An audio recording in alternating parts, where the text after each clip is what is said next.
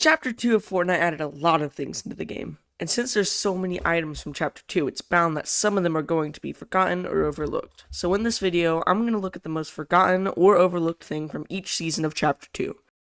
So in Season 1, the most overlooked thing was the addition of Edit on Release.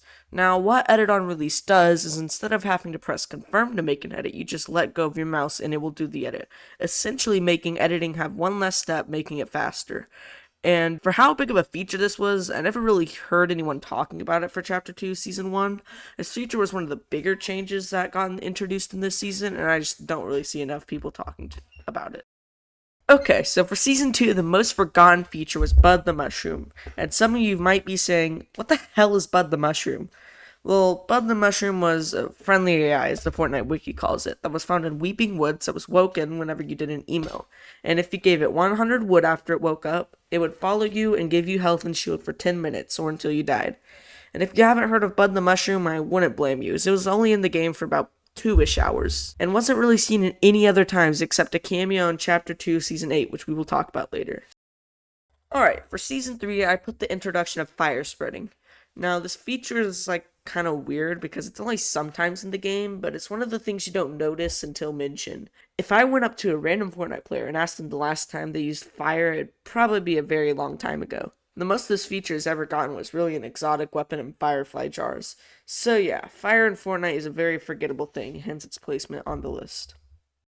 In Season 4, I would say the most forgettable thing is the fire trap. And being completely honest, I didn't even know what the fire trap was until I was playing a creative map a few months ago.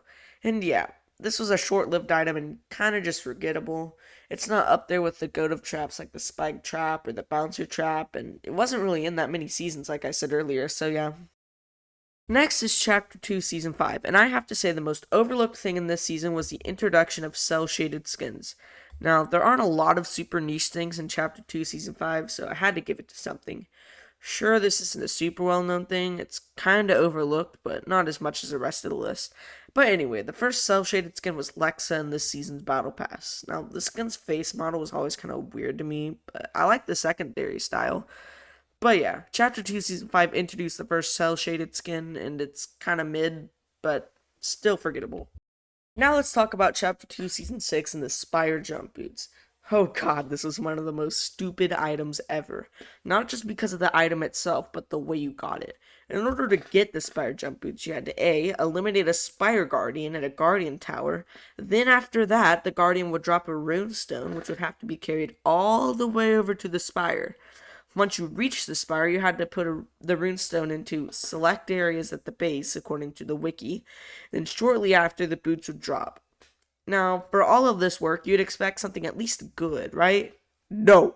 This gave you a jump boost after 1 height, and after 2 jumps, it'd give you a little bit higher jump boost and let you get glider redeploy. Yeah, this item was mid, and it was just so hard to obtain that nobody cared about it, and it was so forgotten. In Chapter 2, Season 7, there was actually a lot of forgettable things, but I think the most forgettable thing was the bubble effect. Now, this is also a very niche and forgotten thing that was kind of just mid. Now, the bubble effect was basically a glorified inflatable that would be activated by pads at select locations. Now, this was a part of the Rift Tour, which was not forgotten, but this part of it was definitely forgotten. So forgotten that it took me 20 minutes to find out anything about this. So yeah, the bubble effect is mid again and also forgotten. Alright, for the final season of Chapter 2, I actually have 2 things. One of them was Bud the Mushroom's return at Mudcap's barn.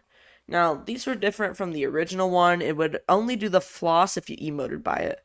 But since it is kind of a repeat and not really a feature item, I also decided to talk about the start of the Soundwave series.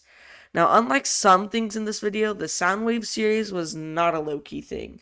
It was an event hosted in Creative Maps that had various artists.